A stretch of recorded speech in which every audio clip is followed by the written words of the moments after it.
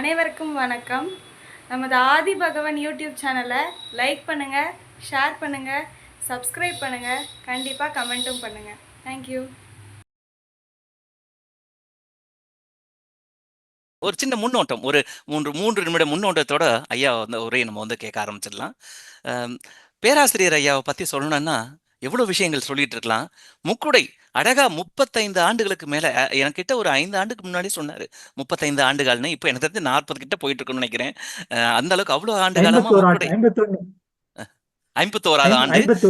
51ல ஐயாவுடைய பங்கு மட்டுமே பாத்தீங்கன்னா ஒரு 38 ஆண்டுகள் இருக்கும் இல்லையா? 40 ஆண்டுகள் மேல இருக்கு. 40 ஆண்டுகள் தாண்டிடுச்சு. ஏன்னா 5 ஆண்டுகளுக்கு முன்பே ஐயா சொல்லியிருந்தாரு. ஒரு 36 ஆண்டுகள் பண்ணிட்டு இருக்குன்னு. இப்ப 40 ஆண்டுகள் தாண்டிடுச்சு. அவ்வளவு காலமா ஒரு ஒரு இதழ நடத்திட்டு இருக்கிறது சாதாரண விஷயம் இல்ல. அது மிகச்சிறப்பா பண்ணிட்டு இருக்காரு. சமீபத்துல ஐயா கூட ஒரு விருது ஒண்ணு குடுக்கணும் அப்படின்னு சொல்லிட்டு ஆசைப்பட்டு தொடர்பு கொள்ளும்போதே பாருங்க பெரியவர் அவருடைய அந்த சிந்தனை பாருங்க. ஏன்பா முக்குடை நான் ஒரு 40 ஆண்டுகளா எடிட்டரா சிறப்பா நடத்திட்டு இருந்தாலும் ஆரம்பிச்சாங்களே ஒரு 5 பேர் பெரியவர்கள். அவங்கள ஒருத்தரு 90 வயதுக்கு மேல இன்னமும் இருக்கிறாங்க. அவங்கள வச்சுக்கிட்டு நான் விருது வாங்குறது நல்லா இருக்காதுப்பா. அவங்க தான் நியாயமா வாங்கணும் அந்த விருத. எனக்கு இன்னும் காலம் இருக்கு. நான் பிற்காலத்துல பார்த்துக்கலாம் அப்படின்னு கிடைக்கக்கூடிய விருதையும் தனக்கு முன்னோர் ஆரம்பிச்சிருக்காங்க. அவங்களுக்கு அந்த அந்த நன்றி மறவாது அவங்க வாங்கட்டும் முதல்ல அப்படின்னு சொல்லிட்டு அந்த பரிந்துரை செய்து அவருக்கு அவருடைய உடல்நிலையில அவரால் வர்றது கடினமா இருக்கும். அவர் சார்பா நான் வாங்கி எடுத்துட்டு போய் கொடுக்குறேன் அப்படின்னு சொன்னாரு. இது எங்களுக்கு மட்டுமே தெரிஞ்ச விஷயம். இதை உங்க எல்லாருக்கும் பகிரணும்னு சொல்றேன். ஏன்னா இந்த ஒரு ஆரோக்கியமான போக்கு வருங்காலத்துல மற்றவங்களுக்கும் இருக்கணும் அப்படின்ற ஒரு சிந்தனைக்கு தான் இதை சொல்றேன். அற்புதமா சொல்வார். அது மட்டும் ஐயா கிட்ட பல உயரிய குணங்கள். அது மட்டும் இல்ல நகைச்சுவை உணர்வும் ரொம்ப அதிகம். இந்த மாதிரிதான் ஒரு நிகழ்ச்சியில ஒரு குழந்தை வரவேற்புரை கொடுத்துட்டு இருந்தது. அந்த வரவேற்புரை கொடுத்த குழந்தை தான் இப்போ இன்னைக்கு பாட்டு கூட பாடுச்சு. அதை இவர்களை வரவேற்கிறேன்னு பாடல் பாடுறவங்கள, நிகழ்ச்சி நடத்துறவங்கள, அதாவது பேசுறவங்கள நன்றி உரை. ஆடியன்ஸை மறந்தாச்சு. ஐயா ஒரு கமெண்ட்ஸ்ல ஒரு செக்ஷன்ல ஏன் எங்களெல்லாம் வரவேற்க கூடாதா அப்படின்னு அதை நான் இப்படி படிக்கிறேன். எங்களெல்லாம் வரவேற்க கூடாதா அப்படின்னு ஒரு கமெண்ட்ஸ் போட்டிருந்தாரு. அது ஒரு சுவாரஸ்யம். என்ன நகைச்சுவை உணர்வு இயல்பில் இருந்த வாழ்க்கையில் எப்பவுமே ஆரோக்கியமா இருப்போம். ரொம்ப காலம் நீண்ட நோய் நொடி இல்லாம இருக்க முடியும். சிறப்பு. அது ரொம்ப ஐயா கிட்ட இருக்கு. தலைப்பு பாருங்க. நியாயப்படி நம்ம ஆதிய பகவன் இலக்கணக்குள்ள இருக்க வேண்டியவர் தலைப்பு கொடுத்தாரு பாருங்க. மங்கா புகழும் மங்கிய சூடும். அற்புதமா, அதாவது என்னன்னா கவித்துவமா தலைப்பு கொடுக்கணும்னு சொல்லிட்டு வழக்கமா நம்ம கவியரங்கத்துல ஒரு சொல்லு 2 சொல்லுக்கு மேல வந்ததுன்னா நம்ம ஒரு கவித்துவமா கொடுக்கணும். அதாவது அருந்தமிழ் திங்கள் 12 பெரும்புகழ் சேர்ப்பது இவ்விரண்டே. அந்த மாதிரி பெண்ணவள் என்பவள் அது போன்று ஒரு கவித்துவமா கொடுக்கணும்னு நம்ம ஆசைப்படுவோம். அதுக்கப்புறம் பார்த்தீங்கன்னா இந்த முரண்டுடையில ஒரு தலைப்பு கொடுக்கணுன்ற சிந்தனை வரல. ஐயா கொடுத்தாரு பாருங்க. அது ஒரு இன்ஸ்பிரேஷன். அது ஏன்னா பொதுவாக பார்த்தீங்கன்னா யாராவது ஒரு அழகான ஒரு வஞ்சிப்பா அல்லது ஒரு ஒரு நேரிசை வெண்பா எழுதுனா ரொம்ப நாள் நம்ம எழுதல. நம்ம அந்த அந்த ஃபார்மேட்ல மறுபடியும் எழுதணுமேனு ஒரு சிந்தனை வரும். அது போன்று ஐயா கொடுத்த அந்த தலைப்பினுடைய இன்ஸ்பிரேஷன்ல தான் அதாவது உண்ணும் உணவும் உண்ணா நோன்புன்னு ஒரு தலைப்பு அதே முரண்டுடையில வந்தது பாருங்க. அது மட்டும் இல்லை, இப்ப சமீபத்துல மன்னார்குடியில ஒரு ஃபங்க்ஷன் நினைக்கிறேன். அந்த பத்திரிகையில பாக்குறப்போ தலைப்பு இது போன்று ஒரு முரண்டுடையிலே இருந்தது. அது ஒரு இன்ஸ்பிரேஷன் சொல்லலாம். அந்த மாதிரி தலைப்பு மட்டுமே கவித்துவமா கொடுக்குற ஆள் இல்லை நம்ம ஐயா. அது போன பார்த்தீங்கன்னா உள்ள இருக்கிற கண்டென்ட் போன அந்த சென்ற வகுப்புல பார்த்துருப்பீங்க. அழகான தரவுகள். அதுல பகவானுடைய இது சிலையை போட்டுட்டு இப்படியெல்லாம் இருந்த சமயம், அதாவது அதாவது எங்களை முன்னேற்ற நீ வந்திருந்த, உன்னை மீட்கிறதுக்கு யார் வருது, எங்களை கரை சேர்க்கறதுக்கு நீங்க வந்திருந்தீங்க, உண்மை கரை சேர்ப்பது யாரோ அப்படின்னு சொல்லிட்டு you try to lift us, who will try to lift you up அப்படின்னு சொல்லிட்டு தமிழ்லையும் கவிதை, ஆங்கிலத்திலையும் கவிதை. அதை போன்று ஒவ்வொரு ஸ்லைட்லையும் பார்த்தீங்கன்னா கவித்துவமா கொடுத்துக்கிட்டே இருந்தாரு. நியாயப்படி நம்ம இலக்கண வகுப்புல இருந்திருக்கணும். அது மட்டும் ஐயா இருந்திருந்தாருன்னா சமணத்து நூற்களஞ்சியம் அவர் இவரே பல படைப்புகளை கொடுக்க முடியும். சிறப்பு. அதாவது இயல்பிலே அவர்கிட்ட அந்த கவித்துவமான சிந்தனை இருக்கு. அது மட்டும் இல்லாம ஒரு விஷயத்த சொல்லணும்னா அவருடைய முதல்ல அந்த நிகழ்ச்சி முடிகிறப்போ பெரிய பெரிய ஆளுமைகள் மேடைகள்ல சமணத்துல யாரெல்லாம் மேடைகள் அலங்கரிப்பாங்களோ அத்தனை பேரும் பார்வையாளரா வந்திருந்தாங்க. இவ்வளவு பேர் பார்வையாளரா இருந்தாங்கன்னு கூட எங்களுக்கு தெரியாது. அதே எண்ணிக்கை வழக்கமா வர அதே எண்ணிக்கை இருந்தது. ஆனா பார்வையாளர்களுடைய எண்ணிக்கை முக்கியமான பாத்தீங்கன்னா மேடைகள் அலங்கரிக்கிறவங்க. அதுல ஜம்புகுமார் சாஸ்திரியார் அவர் எனக்கு பர்சனல் மெசேஜ்ல வேற ஒரு நிகழ்வு இருந்ததால் அன்னைக்கு நான் நிகழ்ச்சியை மிஸ் பண்ணிட்டேன்ப்பா, அதனால என்னைக்கு நீ யூடியூப்ல அப்லோட் பண்றியோ எனக்கு மறக்காம அனுப்பிடுப்பா, நான் பாக்குறேன் அப்படின்ட்டு இருந்தாரு. அவரா பர்சனலா அனுப்பியிருந்தாரு. இது பாருங்க என்ன ஒரு அற்புதமான ஒரு ஆரோக்கியமான சிந்தனை. ஐயா நம்ம பேராசிரியர் ஐயா நடத்துறது முக்குடை, நம்ம ஜம்புகுமார் சாஸ்திரியார் தத்துவ செம்பல் ஐயா அவர் நடத்துறது அது அருகன் தத்துவம். 2 பேரும் வேறு வேறு நூல்கள். ஆனா பாருங்க அந்த ஒற்றுமையும் அந்த புரிதலும் அவர் ஒரு நிகழ்ச்சியில பேசுறாரா, அது எவ்வளவு நல்லா இருக்கும். அதை முக்கியமா செவி கொடுத்து கேட்கணும். அதை மிஸ் பண்ணிட்டு அதனுடைய வீடியோ மறக்காம அனுப்புப்பான்னு இந்த பெரியவர்களுக்கு இருக்கிற இந்த ஒரு ஒற்றுமையும் புரிதலும் மற்ற பெரியவங்ககிட்டயும் இருந்ததுன்னா சந்தோஷம். அதாவது லெப்டிஸ்ட் ரைட்டிஸ்ட்னு பிரிஞ்சு இருக்கிறது எதுக்கு? தொடர்ந்து நானே பேசிக்கிட்டு இருந்தா எப்படி? இப்ப ஐயா இந்த வாரத்துக்கு கொடுத்திருக்க தலைப்பு பாத்தீங்கன்னா, பறந்து செல்லும் பறவையின் பார்வையில். அது பாத்தீங்கன்னா ஒரு பேர்ட்ஸ் ஐ வியூல இருந்து அப்படியே சிறகடித்து நம்ம வந்து ஐயா சொல்றதை நம்ம கேட்டுக்கிட்டே போகலாம். வாருங்கள் ஐயா. மிக்க நன்றி. இங்கு குழுமியிருக்கும் அறிஞர் பெருமக்கள் அனைவருக்கும் என்னுடைய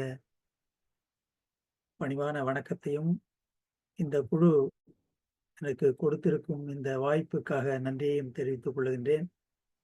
சென்ற நிகழ்ச்சியில மங்காத புகழும் மங்கிய சுவடும் என்ற தலைப்பில நமக்கு ஏராளமான நம்முடைய சமயத்திற்கும் சமூகத்திற்கு பெரும் புகழை தரக்கூடிய பல தரவுகள் பல இருக்கின்றன. இருந்தாலும் அவற்றின் திசை நோக்கி நாம் செல்வதில்லை, அவற்றை நாமே மறந்து செல்கின்றோம். இவற்றை இன்று தூக்கி பிடிப்பவர்கள் சமணர்கள் அல்லாதவர்கள்தான். ஆகவே நம்முடைய சுவடுகள் அங்கே காணோமே என்ற ஒரு ஆதங்கத்தில் அந்த நிகழ்ச்சி அமைந்தது. இப்பொழுது என்ன அப்படித்தான் இருக்கின்றது. நமக்கு சில இலக்கியங்கள்லாம் தெரியும், மற்ற சிற்பங்கள் மற்ற என்ன நமக்கு புகழை தரக்கூடிய நம்முடைய சமயத்தை சமூகத்தை உயர்த்தி பிடிக்கக்கூடியவை என்ன இருக்கின்றன, எந்த இடத்துக்கு நாம் செல்லவில்லை, எதை நாம் புறக்கணிக்கின்றோம் என்பதை ஒரு சில படங்களோடு சில தரவுகளோடு நாம் இன்று பார்க்கலாம். அந்த மங்காத புகழுக்குரியவை என்னென்ன, அது பல இருக்கின்றன. ஒரே நாளில் அந்த நிகழ்ச்சியில் கொடுக்க இயலாது. ஒரு பகுதியை நாம் பார்க்கலாம். ஒரு ஒரு ஒரு பேர்ட்ஸ் ஐ வியூ, அது பறந்து போயிட்டே இருக்கும்போது அப்படியே பார்க்குற மாதிரி தான் கொடுக்க முடியும். இதனுடைய விரிவு பார்த்தீங்கன்னா நாள் கணக்கில் பேசலாம். அது இந்த இந்த இது மாதிரி ஒரு நிகழ்ச்சிக்கு அது இல்லை. ஆகவே இன்று நாம் அதை தொடர்ந்து பார்க்கலாம். இந்த மங்காத புகழுக்குரிய உரியவை எவை என்பதை பார்க்கும்போது உண்மையிலே நாம் ஒரு ஒரு உந்தப்படுவோம். அவற்றை நாம் கண்டிப்பாக அந்த நமக்கு ஏற்கனவே நான் கூறியபடி நமக்கு நமக்கு ஒரு உலகத்தில் ஒரு மதிப்பு என்னவென்றால், நான் போன இந்த இதுல கூட ஒருத்தர் போட்டிருந்தாங்க, அந்த விஜயமங்கலத்தில் ஒரு சிறிய உரையாற்றும் போது, நமக்கு வந்து உலகத்துல பெரிய பணக்கார சமூகம் அல்லது அரசியல் செல்வாக்கு பெற்ற சமூகம் அல்லது அரசியலில் செல்வாக்கு பெற்ற சமூகம் அல்லது மக்கள் தொகையில் எண்ணிக்கையில் அதிகமான சமூகம் ஒண்ணுமே கிடையாது. இது எந்த சிறப்பும் கிடையாது. தமிழ் தான் நம்மை காப்பாற்றுகின்றது. உலகம் நம்மை போற்றுகிறது என்றால் தமிழ்தான். நமக்கு நம்முடைய முன்னோர்கள் அந்த கொடையின் காரணமாகத்தான் இன்று சமணம் போற்றப்படுகிறது என்று நான் பேசியிருந்தேன். ஆகவே மற்ற பெயர் என்ன இருக்கு, அதுதான் இன்னைக்கு பார்க்க போறோம். அதை பார்க்கும்பொழுது நாம் உண்மையிலே அவற்றின்பால் ஈர்க்கப்படுவோம் என்று நான் நம்புகின்றேன். இப்பொழுது அந்த படக்காட்சிகளோடு நாம் தொடங்கலாம் என்று நினைக்கின்றேன்.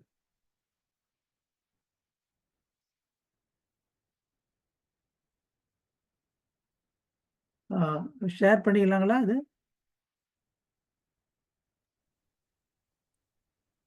ஐயா உங்களை நான் கோஹோஸ்ட் ஆக்கிடுறேன்.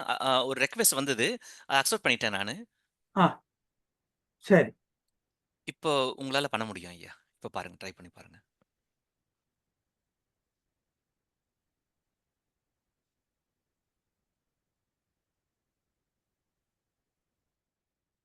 ஸ்லைட் ஷோ தானே பண்ணணும். ஸ்லைட் ஷோ வந்துருச்சுங்க ஐயா. இதுல வியூல போயிட்டு நீங்க ஸ்டார்ட்னு கொடுத்துடலாம். வியூன்னு ஒரு ஆப்ஷன் மெனு பார்ல இருக்கு பாருங்க மேல.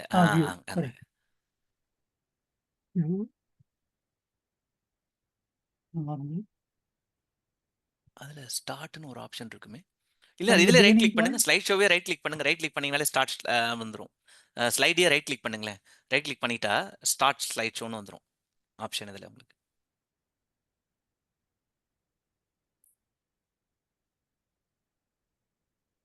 ஸ்லைட் ஷோ போயிடுங்க. இல்லனா ஸ்லைட் ஷோன்னு ஒரு மெனு இருக்கு பாருங்க. வியூக்கு பதிலா ஸ்லைட் ஷோன்னு ஒரு மெனு பார் இருக்கு பாருங்க மேல. ஸ்லைட் ஷோ தான் கரெக்ட். அதுல start from beginning. From beginning, yeah. Correct, correct. அதான் இது தொன்மை தமிழகத்தில் புகழ்மிக்குற்ற விளங்கிய சமணம் பறந்து செல்லும் பறவையின் பார்வையில்னு ஒரு தலைப்பு ஒன்று கொடுத்துருக்கேன். இதுல ஒரு ஓவராலா ஒரு வியூ, ஆனைமலை வருது, கழுகுமலை வருது, முத்துப்பட்டி வருது, மற்றும் வந்து புதுக்கோட்டையில இருக்கிற ஒரு வருது. ஆகவே இது எதுக்கு காமிச்சுன்னா, தமிழ்நாடு எங்கும் இந்த சமணம் பரவி இருப்பதற்கான சுவடுகள், இதெல்லாம் சுவடுகள். இது இந்த முதல்ல ஒரு சில இதெல்லாம் கொடுத்துருந்தேன், அதை பார்க்காதவங்களுக்காக நான் ரஷ் பண்றேன். தமிழகம் சமணம், அவ்வளவுதான். தமிழ் என்றாலும் சமணம் தான், தமிழ் என்றாலும் சமணம் தான். ஒரு காலத்தில் அப்படித்தான் இருந்தது. தென்குமரியிலிருந்து வடவேங்கடம், வடவேங்கடம் தெற்கிலிருந்து வடக்கு வரைக்கும், மேற்க கொங்கு பெருநிலத்திலிருந்து கீழ்த்திசை கடல் வரை பரவி இருந்த சமணம். அது உண்மை, ஒரு புகழ்ச்சிக்காகல. இன்றும் அன்றும் ஒரு பறவையின் பார்வையில்.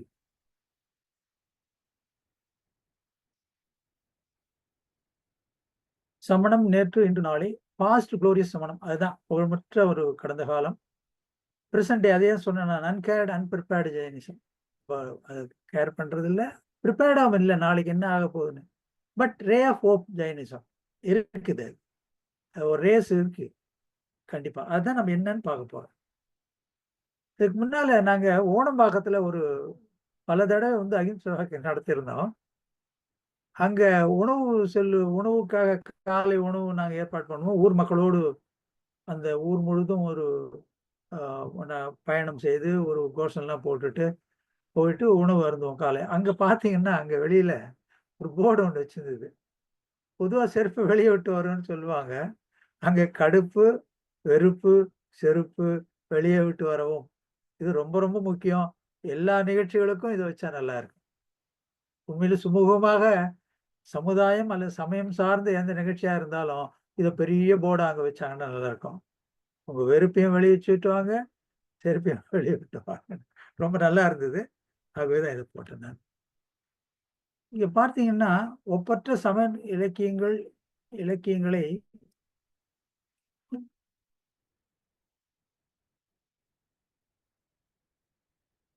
ஒரு நிமிஷம். இலக்கணங்களை, அறநூல்களை, தொன்மை கல்வெட்டுகளை கொண்டது. கொல்லாமை அறம் உரைத்த அறுவர்களின் புடைப்பு சிற்பங்களை வரிசை வரியாக, இதெல்லாம் நமக்கு புகழுக்கு காரணங்கள். குமரிமுனை தொட்டு வடவெல்லை வரை நிலப்பரப்பெங்கனும் அறம் வளர்த்தோர் அடையாளங்களை பரவலாக கொண்டது. தொன்மையான கோயில் தொகுதிகளை கொண்டது. அறம் வளர்த்த துறவு நெறியினர் பலர் வாழ்ந்தது. இதுதான் நம்ம புகழுக்கு காரணமானவை. இலக்கியங்கள், கல்வெட்டுகள், புடைப்பு சிற்பங்கள், அறுவர்கள் வாழ்ந்த இடங்கள், கோயில்கள், ஆலயங்கள் எல்லாமே. இன்றோ இவற்றுடன் தொடர்பான தமிழர்கள் புதிராக, அது அன்னைக்கே சொல்லியிருக்கேன் நான்.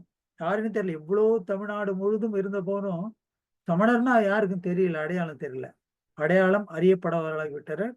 இவர்கள் தமிழோடு வாழும் தொல்குடி தமிழர்கள் இன்று அபூர்வ மரபு சின்னமாக ஆகிவிட்டனர் அப்படின்னு போட்டிருந்தேன் நான் லாஸ்ட் டைம். அடுத்து, இன்று தமிழர் உலகில் புதிரான ஒன்று. புதிர்னு பார்த்தீங்கன்னா சமணம் தான் அவங்களுக்கு ஒரு இருக்கு. நம்ம தமிழ்நாட்டிலே தமிழ், ஆனா வெளியூருக்கு சொல்லவே வேணாம். இங்கேயே ஒண்ணும் தெரியல, அவங்களுக்கு எங்க தெரிய போகுது. ஆனால் பாருங்க, அப்படி கஷ்டப்படுறோம்னு நம்ம சொல்றோம் இல்லைங்களா, அந்த இதுவே மங்கி போச்சு. உணர்வு உயிர் தேடுதலின் முதல் அடையாளம். உணர்வு இருக்க யாரு உயிரோடு இருக்கானான்னு பாக்குறதுக்கு என்ன பண்ணுவாங்க, உணர்வு இருக்குதான்னு பார்த்துருவாங்க. ஒரு காலத்தே தமிழகம் எங்கும் பரவி இருந்தது. இன்று மிகவும் அருகி போனதால் ஒரு பிரிவு தமிழரை பற்றி மற்ற தமிழருக்கு தெரியவில்லை. அதேதான் கல்வெட்டுகள், பேரிலக்கியங்கள், சிற்றிலக்கியங்கள், இலக்க நூல்கள், அற இலக்கியங்கள், தர்க்க நூல், உலா நூல்கள், பிரபந்தங்கள் என பல்வேறு அணிகலன்களை செய்து தமிழன்னைக்கு அணிவித்த இந்த தமிழனின் அடையாளம், அவனுடைய முகம் அவன் சகோதரர்களுக்கு தெரியாது போனதே என்று நாம் ஆளாகிறோம் என சமண அறிஞர்களுக்கிடையே சமூக உணர்வு உள்ளோர்களிடையே எழும் வருத்தம். நம்பிக்கையின் விதை, இதுதான் நம்பிக்கையினுடைய விதையாகும். ஏனெனில் உணர்வு இருந்தாதான் நீங்க அடுத்த ஸ்டேஜுக்கு போக முடியும். உணர்வே இல்லைன்னா என்ன பண்ண முடியும்? இந்த உணர்வு நம்ம பத்தி ஒண்ணுமே தெரியலையே, இவ்வளவு தூரம் நமக்கு தமிழ்நாட்டுக்கு, அவனுடைய பண்பாட்டிற்கும், அவனுடைய இலக்கிய இலக்கணங்களுக்கு எல்லாத்துக்கும் சமணம் அவ்வளோ அவ்வளவு கொடை கொடுத்திருந்தும் நம்ம பத்தி யாருக்குமே தெரியல, அடையாளம் தெரியலையே என்ற உணர்வுதான் மறுமலர்ச்சிக்கு தூண்டுகோல். இதுதான் தூண்டுகோல், இதுதான் ஆரம்பம். அதுவே இல்லைன்னா என்ன பண்ண, ஒண்ணும் பண்ண முடியாது, ஒண்ணும் நடக்காது. அடுத்தது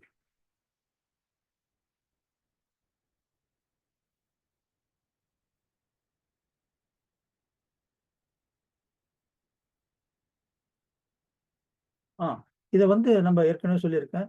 இந்த இந்த நிகழ்ச்சி, இந்த படக்காட்சியை வந்து ஜீவபந்து ஐயா அவர்களுக்கு நான் நான் சமர்ப்பிக்கின்றேன். இதுக்கு காரணம் என்ன பார்த்தீங்கன்னா, அகிம்சை வாக்கு கூட சொல்லலாம். முதல்ல இல்லை, முதலாக சமணத்தினுடைய அருமை பெருமைகளை உலகுக்கு அறிய செய்தவர் இவர்தான். சமயத்தினுடைய மேன்மை அறிய செய்தவர் இவர்தான். சமயத்தினுடைய அடிப்படை கோட்பாடுகள் உலகெங்கும் பரவ வேண்டும், தமிழ்நாட்டில் பரவ வேண்டும் என்று உழைத்தவர் இவர்தான். முதலாக இப்ப பார்த்தீங்கன்னா, அந்த மேல ஒரு சின்ன படம் ஒண்ணு இருக்கு. அது வந்து சமணமலை. ஏற்கனவே சொல்லியிருக்கேன். 1949 அது உடைக்கப்படும் போது ஜல்லிக்கற்களா, அவர்தான் அது முதலாக ஏஎஸ்ஐ வந்து இது பாதுகாக்கப்பட்ட சின்னம் என்பதற்கு முதலாக அது அந்த ஏற்பாடு செய்தவர் இவர்தான். ஆகவே இவருக்கு இந்த நிகழ்ச்சியை நான் சமர்ப்பிக்கின்றேன். இதுதான் 1949 வருடம். என்னன்னா, புதுசா சேர்ந்தவங்க இதை பார்த்துக்கணும், தெரிஞ்சுக்கணும். புகழ்மிகு தொன்மையான இந்த சமணமலை 1940 சல்லி கற்களாக உடைக்கப்படும் போது அதை பல்வேறு முயற்சிகளால் தடுத்து நிறுத்தியவர். அதை அரசின் பாதுகாக்கப்பட்ட தொன்மை சின்னமாக ஆக்கியவர் ஜீவபந்து ஐயா அவர்கள். அதான் அந்த ஏரோ போட்டிருக்குன்னு அந்த இடம் தான் உடைச்சிருக்கேன். இன்னைக்கு நல்லா தெரியும்.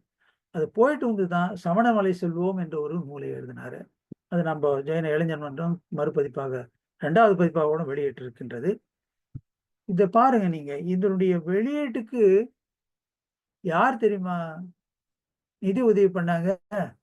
கல்கத்தாவிலிருந்து ஒரு ஜெயினம். ஜைனம் சமணம் இதை வெளியிடுறதுக்கு அவங்க தான் கொண்டாங்க. 2வது அந்த கலெக்டருக்கு இது மாதிரி ஜல்லிய கற்களாக உடைக்கிறாங்கன்னு சொல்லிட்டு அந்த கலெக்டருக்கு வந்து நிழற்படங்கள்லாம் எடுத்து உதவுவதற்கு செஞ்சவர் வந்து ஒரு நான் ஜெயின், மதுரை நான் ஜெயின். ஆகவே இந்த ஜைனம் சமணம்லாம் கரைஞ்சு போகணும். அதெல்லாம் ஒரு அர்த்தமே இல்லாத விஷயம். அவருடைய வாழ்க்கையில பார்த்தீங்கன்னா, அவருடைய வாழ்க்கை, ஜீவபந்து ஐயாவுடைய வாழ்க்கையினுடைய வரலாற்றை படித்தீங்கன்னா, சமணர் அல்லாதவர்கள் தான் அவருக்கு ஏற்ப பண்ணியிருக்காங்க. வடநாட்டு ஜைனர்கள் தான் அவருக்கு ஏற்பாடு நன்மையை செஞ்சிருக்காங்க, உதவி செஞ்சிருக்காங்க. அந்த ஜீவகாருண்ய சங்கத்தை ஏற்படுத்தியவரே ஒரு Gujarat துறவிதான்.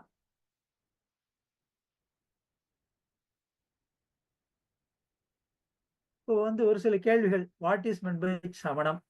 What is Jainism? Overall Jains, overall சமணர், இப்போ அதுதானே ஓடிட்டு இருக்கு. Where from they have come? Some say they have come from Shravanabelagola. What is the status of them now? இப்போ என்ன அவங்க சரவணபலிகுலாலேருந்து வந்தாங்க சமணன்றாங்களா? அப்போ என்ன அவங்க where do they live now? எங்கே வசிக்கிறாங்க? Are they connected with each other or each family? இந்த நிலையில வந்து ஒவ்வொரு குடும்பமும் தன்னோடு இணைந்து ஒரு உறவு இருக்கிறதா? Resides without any connection with other. இதெல்லாம் இந்த காலத்துல எழுப்பப்படும் கேள்விகள். Is the community has organisation? அதுக்குன்னு தனியாக ஒரு அமைப்பு இருக்கா? ரிலீஜியஸ் சமய அமைப்போ இல்லது சமுதாய அமைப்பு இருக்கா? What is the general original profession of the community? Do the community has sub divisions? What are the identifying factors religious and social? இந்த கேள்விகள்லாம் நம்ம கேட்டோம்னா விடைகள் கிடைக்கும். விடைகளுக்கு வந்து பார்த்தீங்கன்னா நம்ம செயல்பட முடியும். 2வது, மற்றவங்களை தொடுக்கும் கணைகளுக்கு, வினாக்களுக்கு நாம் சரியான ஒரு தரவுகளோடு பதில் கொடுக்க முடியும். அதெல்லாம் நம்ம தயார் பண்ணிக்கணும். இனிமேல் அடுத்தது, உண்மையான சமண பண்பாட்டு எச்சங்களை தேடி காண்போம், வருந்துவோம். அப்புறம் என்ன பண்ணுவோம்? போவோம், ஐயோ இப்படி இருக்கான்னு வரும், அவ்வளவுதான், மறந்துடும், மகிழ்வோம். இது வந்து ஒரு அகிம்சை நடையில வந்து ஒரு குழந்தை வந்து இந்த ஐவண்ண கொடியை பிடிக்குது. வேற யாரும் இல்லை, நம்ம தனஞ்சயன் ஐயாவுடைய மகள் தான் இது. இப்போ அவங்க எம்பிபிஎஸ் பண்றாங்க. இதெல்லாம் இந்த குழந்தைகள்லாம் கலந்து கொள்ளும் அகிம்சை நடையில. இப்போ சமணர்கள் என்று ஒரு சீக்கிரமா பார்த்துட்டு போகலாம். அப்படி தமிழ்நாடு எங்கும் எல்லா மாவட்டங்களிலும் நீலகிரி தவிர எல்லா மாவட்டங்களிலும் பின்னால பார்க்க போறோம். இப்போ சென்னை, திருவண்ணாமலை, விழுப்புரம், கடலூர், வேலூர், தஞ்சாவூர், திருவாரூர், திருவள்ளூர் இதுல பார்த்தீங்கன்னா ஒரு சில மாவட்டங்கள்ல ஒரு சில குடும்பங்கள் தான் இருக்கும். அவங்களுடைய இது என்ன, தமிழ் மட்டும்தான் அவங்களுடைய தாய்மொழி. இன்னைக்கு இருக்கிறது 135 கிராமங்கள். பாருங்க, தமிழ்நாட்டில் எண்ணாயிரம் பல ஆயிரக்கணக்கான கிராமங்கள் இருக்கின்றன. அங்கு இருந்தாங்க. இப்போ 135 கிராமங்கள், மக்கள் தொகை வந்து 25,000 தான். அடிப்படை தொழில் விவசாயம். நம்முடைய ஆற்றலை நாம் முதல்ல தெரிஞ்சுக்கணும். என்ன பண்ண முடியும்? நம்மளே பண்ண முடியுமா? இல்ல நமக்கு உதவுகளை வந்து துணை வச்சுக் கொள்ள முடியுமான்றதுக்கு முதல்ல நம்முடைய பலம் என்னன்னு தெரிஞ்சுக்கணும். அதுதான் விவேகம். விவேகம் என்பது அதுதான். ஆகவே இதுதான் நம்மளுடைய சக்தி, பலம் இவ்வளவுதான். 110 கிராமம், அது கூட காலி ஆகிட்டே வருது. ஒரு 25,000 பேர், அதுவும் குறைஞ்சிக்கிட்டே வருது. அடிப்படை தொழில் இன்னைக்கு அதிகம் விவசாயம் தான். எந்த அளவுக்கு நமக்கு நன்மை தருது, என்ன அளவுக்கு பலன் தருதுன்னு தெரியல. பெரும்பாலும் தமிழ் மட்டும்தான் தெரியும். இப்படிதான் கொஞ்சம் அதை தான் அரே ஆஃப் ஹோப் வரப்போகுது பின்னாலே. இது மாறுது கொஞ்சம். இப்ப பாருங்க, இந்த இந்த இந்த மாவட்டங்கள் அனைத்திலுமே இருந்தது. சமணம் முன்பொரு காலத்தே தமிழ் நிலத்தின் எல்லா பகுதிகளிலும் பரவி இருந்தது. அதை நாம தெரிஞ்சிருக்கிறோமா? எத்தனை பேர் தெரிஞ்சிருக்கோம்? அது தரவுகள் என்ன? அங்க சுவடுகள் எல்லா இடத்துலயும் சுவடுகள் இருந்தன, மக்கள் இருந்தாங்க. அது என்ன ஆச்சு அவங்களுக்கு? ஆகவே இதையெல்லாம் நாம் தெரிஞ்சுக்கிட்டோம்னா தான் நம்முடைய பலம், பலவீனங்களை தெரிஞ்சு கொண்டாதான் நம்ம அடுத்து எவ்வாறு நம்மை பாதுகாத்து கொள்ள முடியும், நம்ம எவ்வாறு முன்னேற முடியும் என்பதை அறிந்து கொள்ளலாம். இப்ப பாத்தீங்கன்னா சில பேர் கேட்பாங்க, இது என்ன தொன்மைன்னு சொல்லிட்டு. இதெல்லாம் ரொம்ப ரிச் பண்ணிடுறேன். ஏற்கனவே நான் சொன்னதான் ரெஃபரன்சஸ் இன் வால்மீகி அண்ட் கம்பராமாயணத்துல இருக்கு. ஆச்சாரிய பத்ரபாகனுடைய ஆச்சாரிய விசாகா அந்த வரலாறு இருக்கு. அகநானூர்ல இருக்கு. Sangam literature war expedition by Mauryas அதுல இருக்கு. ரெஃபரன்சஸ் இன் மகாவம்சம் இன் ஸ்ரீலங்கா அதுல இருக்கு. காரவேலா இன்ஸ்பிரேஷன். நம்ம தமிழர்கள், தமிழ் சமணர்களை பற்றிய அந்த தரவுகள்லாம், சில குறிப்புகள்லாம் இதுலயும் எல்லாத்துக்கும் இருக்கு. இப்போ குறவர், குறத்தி, பள்ளி, பாழி, தமிழ் பிராமி சமண கோயில் தலங்கள் அனைத்து தரப்பினர் ஆதரவும். இப்ப சொல்லுவாங்க, என்ன ராஜா தானே உங்களுக்கு பண்ணாங்க, சமணர்களுக்கு அரசரோடு தானே ஒட்டி வாழ்ந்தீங்க, பாண்டியன் மட்டும்தானே உங்களுக்கு உதவி பண்ணாரு, அவர் தானே சப்போர்ட். இல்லவே இல்லை. சமண சமூகத்தினுடைய அனைத்து தரவுகள் இருக்கின்றன. அரசர்களிலிருந்து கீழ்நிலையில் இருந்த, கீழ்த்தட்டில் இருந்தவங்க எல்லாரும் ஆதரவு இருந்தது. பாண்டிய, சேரர், அதியமான், சிற்றர்கள், ஊர் தலைவர், அரச குடும்பத்தினர், அரசு அலுவலர்கள், வணிகர்கள், பல்வேறு சமூகத்தைச் சேர்ந்த செல்வர்கள், பொதுமக்கள் என பல தரப்பினரும் புகைத்தளத்தை உருவாக்கி தந்த அறக்கொடையாளராக கல்வெட்டுகள் இருக்கின்றன. ஆகவே இதுதான். ஆகவே இது என்னன்னா, சமணம் வந்து ஒரு ஒரு ஒரு அரசர்களால் ஆதரவு பெற்ற சமயம் அல்ல. அதால மட்டும் இல்ல, எல்லா மட்டத்திலிருந்தும் சமணத்தை ஆதரிச்சிருக்காங்க அந்த காலத்துல. இப்ப அங்க வாழ்ந்த அந்த துறவர்களுக்கு பேர் குறவர் என்று பெயர். குறத்தி என்று ஆரியாங்கன்னு சொல்றோமே, அவங்களுக்கு குறத்தின் பேரு. அவங்க இருந்த இடம் பள்ளி. பாழின்றது வந்து பாத்தீங்கன்னா பெரும்பாலும் துறவு. பள்ளியும் ஒண்ணுதான், பாழியும் ஒண்ணுதான். பள்ளியில பார்த்தீங்கன்னா பல வகையான அறக்கொடைகள் நடந்திருக்கின்றன. ஆக இந்த துறவியர் குழுவுக்கு கணம் என்று பெயர். துறவியர்களுக்கு தலைமை துறவியாக விளங்கியவர் கணி என்ன, இதெல்லாம் கல்வெட்டுல இருக்கு. இப்ப பாருங்க, இதுதான் ரொம்ப முக்கியமான தரவுகள் தான். தமிழ் பிராமி கல்வெட்டுகள் உள்ள இடங்கள் வந்து காலவேறு அடிப்படையில் பார்த்தீங்கன்னா 2200 2300 ஆண்டுகளுக்கு முன்னிருந்து 4வது பொது ஊழி, அதாவது கிபி 4வது, அதாவது இப்ப வந்து பொது ஊழி காமன் சிசி இல்ல, சிசி தான். ஆகவே 2வது சிபிசி, அதாவது செஞ்சுரி பிஃபோர் காமன் எரா இது வந்து. ஆகவே இதை பார்த்துங்க, 2300 ஆண்டுகளுக்கு முன்னால் இத்தனை இடத்துல கல்வெட்டுகள் இருக்கு. இந்த கண்டுபிடிக்கப்படாமல் ஏன் காலியா விட்டுருக்குன்னா இன்னும் இருக்கு, நிறைய பார்க்க வேண்டியிருக்கு. இதுக்கு முன்னாலே கூட போயிடும். இன்னும் முன்னாடியே போனீங்கன்னா என்ன அர்த்தம்னா, மகாவீரருடைய காலம் வந்து 6 பிசிஇ, இது வந்து 2 பிசிஇ, இன்னும் 3 பிசிஇ, ஒரு 300 ஆண்டுகள் இடைவெளி தான் மகாவீரருடைய பரிநிர்வாணத்திற்கும் தமிழ்நாட்டில் இன்று வரை கண்டுபிடிக்கப்பட்ட கல்வெட்டுகளுக்கு கால இடைவெளி பார்த்தா 300 ஆண்டு தான். ஆகவே இது பின்னால என்ன முக்கியத்துவம் நான் சொல்ல போறேன் இது. ஆகவே மகாவீருடைய புகழ் 300 ஆண்டுல மறைஞ்சிட்டு இருக்காது. எவ்வளோ காலம் இருந்திருக்கு. ஆகவே வெகு நெருக்கமாக மகாவீரர் காலத்துக்கு நெருக்கமாக செல்கின்றது தமிழ் கல்வெட்டுகள். இப்ப பாத்தீங்கன்னா இந்த தமிழ் பிராமி கல்வெட்டுகள் அது மட்டும் பார்க்கலாம். எங்கே பல்லவ நாடு இந்த தொண்டை மண்டலம் வடக்கு இருக்குது. அதுல 4 இடங்கள்ல 4 கல்வெட்டுகள் தான். எத்தனை பேருக்கு 4 கல்வெட்டுகள் இருக்குதுன்னு தெரியும் தெரியல. ஒண்ணு மாமண்டூர்ல ஒண்ணு இருக்கு, பறையன்பட்டுல ஒண்ணு இருக்கு, செஞ்சில ஒண்ணு இருக்கு, இன்னொரு இடம் இப்போ இந்த ஊரணித்தாங்கல் இல்ல, அது பக்கத்துல ஒரு ஞாபகம் இல்லை இப்போ கூட. அதை அரசுடைய பாதுகாக்கப்பட்ட சின்னமாக அறிவிச்சிருக்காங்க. ஆகவே 4 பாண்டிய நாட்டுல பாத்தீங்கன்னா 20 இடங்கள்ல 64 கல்வெட்டுகள். இதெல்லாம் 2000 ஆண்டுகளுக்கு பழமையான கல்வெட்டுகள். கொங்கு சேர நாடுல பாத்தீங்கன்னா 5 இடம் 21 கல்வெட்டுகள். சோழ நாடு கிழக்குல பாத்தீங்கன்னா ஒரே ஒரு இடம் ஒரு கல்வெட்டு. மொத்தம் பார்த்தீங்கன்னா 90 கல்வெட்டுகளுக்கு மேல 85 கல்வெட்டுகள் சமண கல்வெட்டுகள் தான். மற்ற 5 என்னாச்சுன்னு பார்த்தீங்கன்னா ஒரு பொதுவான கல்வெட்டுகள்.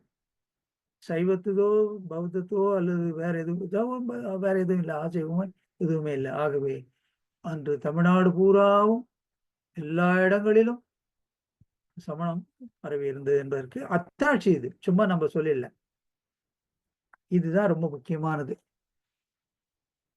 இப்ப தமிழ் பிராமி கல்வெட்டுகள் பகவான் மகாவீரர், சமண ஆச்சாரியர்கள், சமண புனித நூல் ஷட்கண்டாகமம், தவளம் எல்லாம் நம்ம கேள்விப்பட்டிருக்கோம். ஷட்கண்டாகமும் தவளம்லாம் கேள்விப்பட்டிருக்கோம். தவளம் வீரசேனாச்சாரியார் இந்த ஷட்கண்டாகமத்துக்கு ஏற்றிய ஒரு உரை நூல் தவளம்.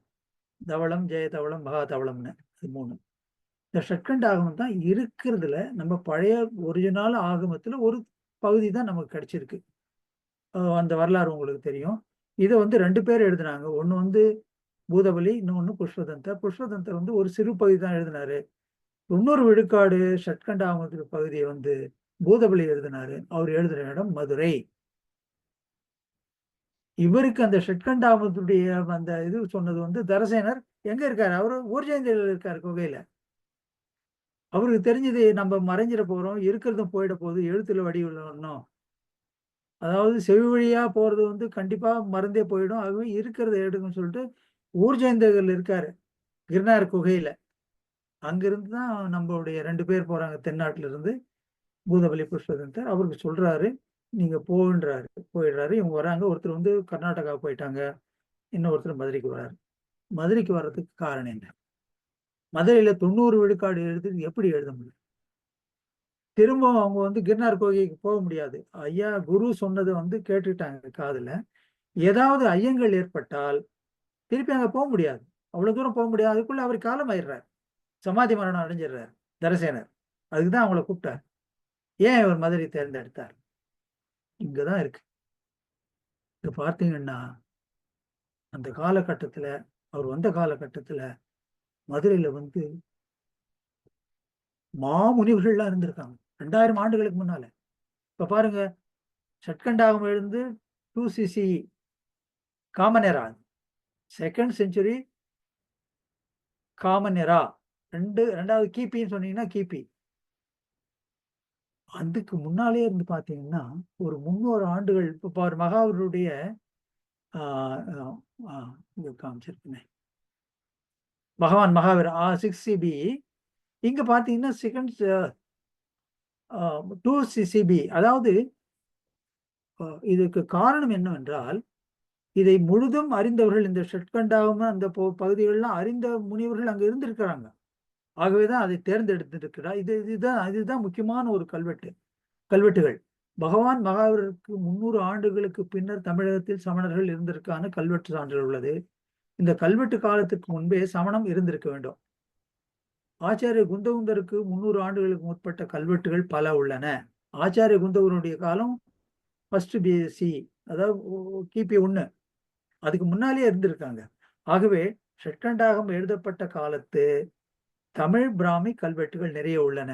ஆகவே அந்த ஷட்கண்டாகமத்தில் உள்ள பொருள்கள் அனைத்தையும் அறிந்த துறவிகள் இங்க இருக்காங்க, ஏதாவது சந்தேகம்னா அவங்க கேட்டு எழுதிக்க முடியும்.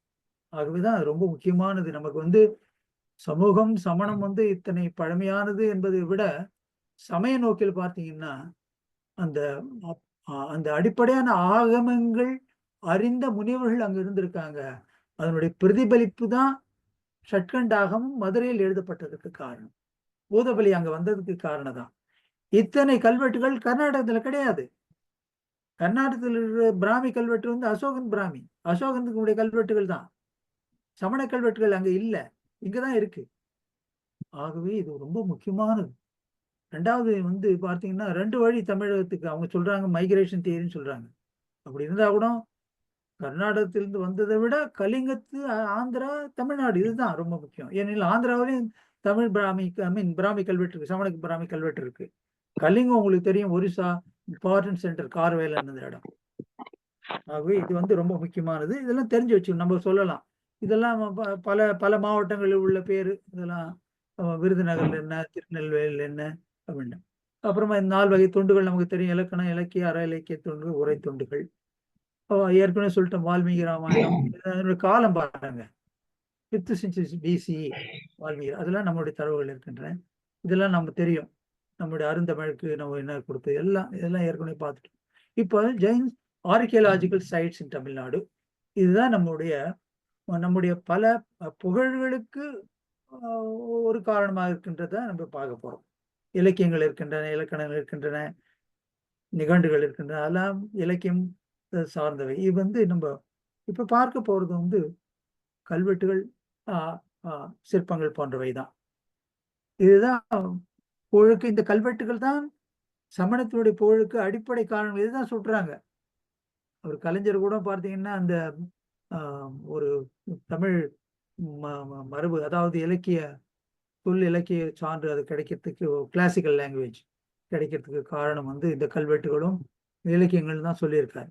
சமண முனிவருடைய தவம் மழை பனி வெயில்கள் தாங்கி மலைமிசை மலையை போல எழில் பெற நின்ற போதின் எழுந்த சுக்கில தியானம் பழவினை முழுதும் பார பரந்தன அனந்தனான்மை முழையிடை பழகிற்றேனும் விளக்கின் முன் இருள் உண்டாகும். அவங்க இருக்கிற இடம் வந்து ஒரு குகையா இருந்தா கூட அவனுடைய ஞானத்தின் விளக்கால அங்க என்ன இருளா இருக்குன்னு கேட்க, இது வந்து மேல மந்திரம். அற்புதமான ஒரு பாடல். அப்படியே டிஸ்கிரிப்ஷன். மழை பனி வெயில்கள் தாங்கி மலைமிசை மலையை போல எழில் பெற நின்ற பொழுதின் எழுந்த சுக்கில தியானம் பழவினை முழுதும் பார பரந்தன அனந்த ஞான்மை விளக்கு, அதான் அனந்த ஞான்மை விளக்கு முழையிடை பழகிற்றேனும் முன் இருளும் உண்டாகும். அற்புதமான ஒரு பாடல் இது. அடுத்து ஏற்கனவே சொல்லியிருக்க மதுரை சூழ்ந்த என் பெரும் குன்றங்கள் பரங்குன்று ஒருவகம் பப்பாரம் பள்ளி அருங்குன்றம் பேராந்த யானை இருங்குன்றம் என்றெட்டு விற்கும் எடுத்து எம்புள்ளார்க்கு சென்றெட்டுமோ பெருவித்திங்கு. ரெண்டாவது இன்னொன்னு, நம்ம இந்த மலைகள் வந்து 4 வகையான தானங்கள் அறக்கொடைகள் நடந்த போதும் இவை வந்து இலக்கியங்களுக்கு பிறப்பிடமாக விளங்கின. இப்போ இந்த சமண மூதாதையர் வாழ்விடங்கள் நம்முடைய முன்னோர்கள் இருந்து பார்க்க போறோம். ஆனைமலை ஏற்கனவே நம்ம இப்ப எவ்வளவு அழகான ஆனைமலை பாருங்க. இதுல எத்தனை பேர் ஆனைமலை ஆதியாய ஈனர்கள் வாழ்ந்த இடம் திருஞானசம்பந்தர் பாடுறாரு. இதுல முக்கியத்துவம் பின்னால் நான் பார்க்க போறோம். தொடர்ந்து 2000 ஆண்டுகளாக தொடர்ந்து வரலாற்று பதிவுகளை கொண்ட மலை இது. இதுல வந்து தமிழ் பிராமி கல்வெட்டு இருக்கு, இதுல வந்து வட்டெழுத்து கல்வெட்டு இருக்கு, தமிழ் கல்வெட்டு இருக்கு, எல்லாமே இருக்கிற இடம். சிற்பங்கள் இருக்கின்றன, வண்ணங்கள் பூட்டப்பட்ட சிற்பங்கள்லாம் இருக்கின்றன. ஆகவே இது மிக முக்கியமான ஒரு மலையாகும். இப்போ இது ஒரு ஐடென்டிபிகேஷன் என்ன பண்றதுன்னு நீங்க பாத்தீங்கன்னா, பொதுவாக நம்முடைய சமண தொன்மை குகைகள் அப்படின்னு பாத்தீங்கன்னா இத மாதிரி ஒரு ட்ரிப்லெட்ஜ், ஒரு வெட்டு இருக்கும். ஒரு அந்த நுழைவாயிலுக்கு மேல ஒரு நீளமான ஒரு புருவம் வெட்டி இருக்கும். கண்டிப்பாக நீங்க வேற எதுவும் கல்வெட்டம் பார்க்க வேணாம், சிற்பங்கள் பார்க்க வேணாம், என்ன இருக்கு பார்க்கணும், அங்க புருவம் வெட்டப்பட்டு இருந்தால் 100 மடங்கு அது சமண குகைதான். அதுதான், சந்தேகமே கிடையாது. இத மாதிரி எல்லா சமண குகைகளிலும் ஒரு புருவம் வெட்டப்பட்டிருக்கும். அது கீழே வந்து தமிழ் பிராமி கல்வெட்டு இருக்கு. ட்ரிப்லெட்ஜின் பேர் அதுக்கு. நீர்வடி விளிம்பு அடுத்து பாருங்க, இங்க பாருங்க, இது ஒண்ணு இருக்கு பாருங்க. ஒரு கோடு, ஒரு அது கட் பண்ணியிருந்தா நீங்க தாராளமா அது வந்து கீழே படுக்கை இருக்கும், கல்வெட்டு இருக்கும். ஏன்னா இது ஐடென்டிஃபிகேஷனுக்காக. இது ஒண்ணு பாருங்க. பொதுவான அமைப்பு இந்த நீர் ட்ரிப்ளெட் நீர்வடி விளிம்பு என்பது. இங்க இங்க பாருங்க, நீளமா இருக்கு, கீழே எத்தனை இந்த கல்வெட்டு பாருங்க. அவங்களுடைய கேவ் என்ட்ரன்ஸ், அந்த குகைப்பள்ளியினுடைய என்ட்ரன்ஸ் இது. அவங்க உள்ள போய் அந்த படுக்கைகள்லாம் உள்ளதான் இருக்கும். இங்க பாருங்க, ஒரு எப்படி இருக்கு, ரவுண்டா இருக்கு, அது மேல கல்வெட்டு. ஆகவே ஒரு நீர்வடி விளிம்பு எட்ட இருந்தே பார்த்துட்டீங்கன்னு வச்சுங்க, நிச்சயமாக அது வந்து சமண குகைப்பள்ளி என்பதை நீங்க தெரிஞ்சுக்கலாம். பாருங்க எத்தனை மதுரைகள் இது.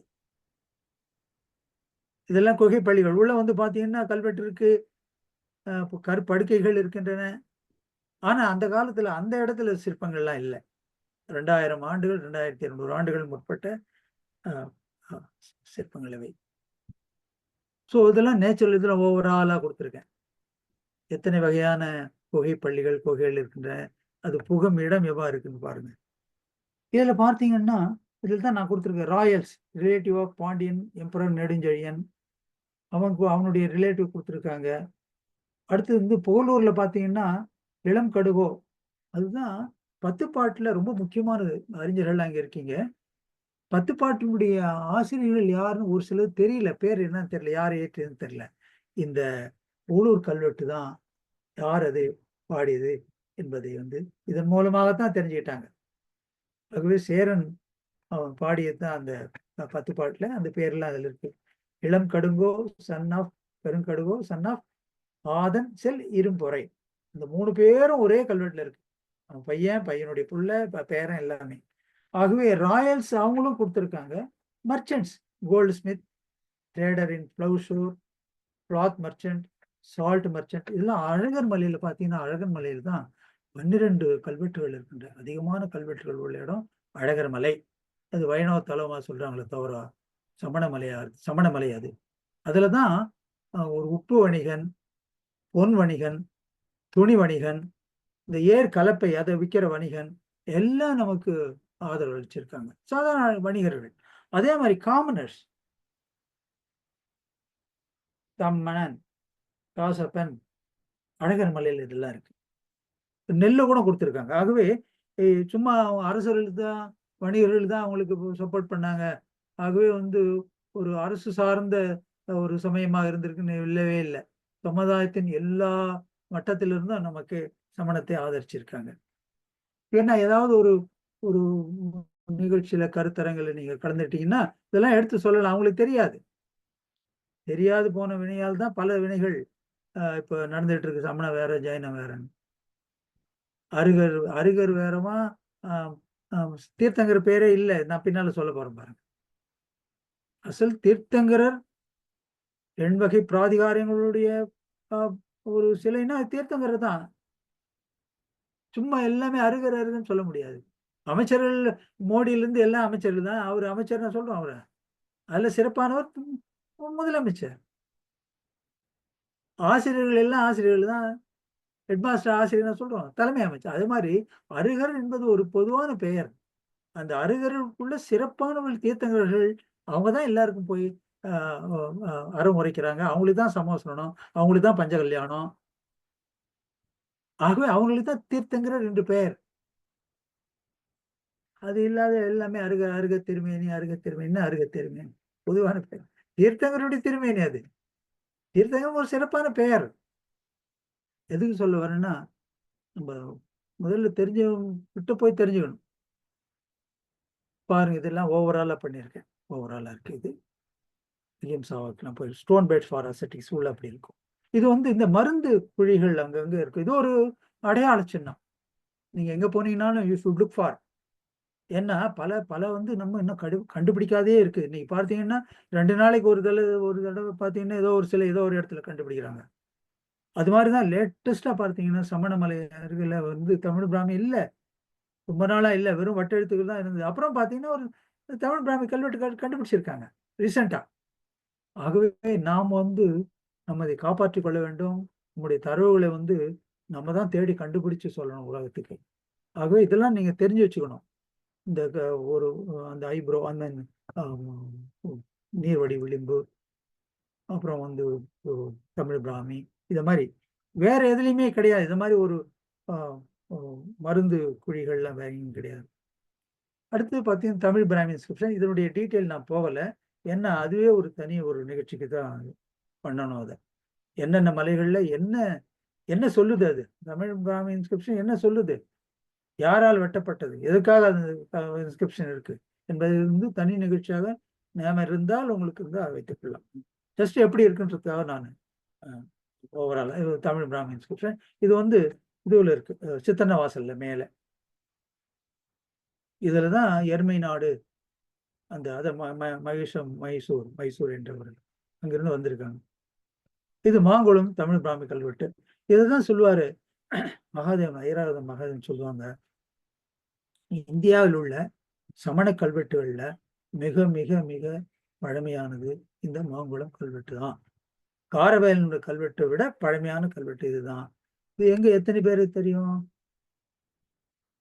நமக்கு தெரியல, வட இந்தியர்களுக்கு ஒண்ணுமே தெரியாது. பாருங்க எவ்வளவு ஒரு புனிதமான இடம், ஒரு முனிவர் வாழ்ந்த இடம். அந்த 2200 300 500 ஆண்டுகளுக்கு முற்பட்ட முனிவர்கள் துறவிகள் எந்த அளவுக்கு இருந்திருப்பாங்க, ஞானவாணிகளா இருந்திருப்பாங்க. எல்லா செல்வங்களையும் நம்ம வச்சிருக்கோம். நமக்கு இதை வந்து என்ன சொல்றதுன்னா வணிகம் செய்ய தெரியல, நம்ம அவ்வளவுதான், கொண்டு போக தெரியல. நகர்னூர்பட்டி, நான் மறந்துட்டேன். நகர்னூர்பட்டி ரீசெண்டா வந்து தமிழ்நாடு அரசு, ஐ மீன் தொல்லியல் துறை வந்து பாதுகாக்கப்பட்ட சின்னமாக அறிவிச்சிருக்கு. தமிழ் பிராமி இன்ஸ்கிரிப்ஷன் இதெல்லாம் பின்னால பார்க்கலாம். இப்ப இல்ல, வேற நிகழ்ச்சி வேணும்னா பார்க்கலாம். இது பாருங்க ஓவரால வெவ்வேறு இடங்கள்ல some Tamil Brahmi inscriptions 3rd century BCE Kudumiyanmalai. அதாவது 200-500 ஆண்டுகளுக்கு 300 ஆண்டுகளுக்கு வந்து கிபி 4 வரைக்கும் 400 ஆகுது, 400 வரைக்கும் இருக்கு. எவ்வளவு இடையில் பாருங்க, 2000 2500 300 ஆண்டுகள் வரலாறு கொண்டவர்கள் நாம். இதெல்லாம் அழிக்க முடியாத வரலாறுகள். ஒவ்வொரு இடத்துலையும் பாருங்க, வெவ்வேறு இடங்கள், இதெல்லாம் வெவ்வேறு இடங்கள்ல தமிழ் பிராமி கல்வெட்டுகள். இதுதான் இங்க கீழே இருக்கு பாருங்க, இது உங்களுக்கு தெரியுதான் தெரியும். கீழே 3வது வருஷத்துல முதல் வருஷம் இதுதான் ரீசெண்டா கண்டுபிடிச்சது, சம்மணமலை அருகே.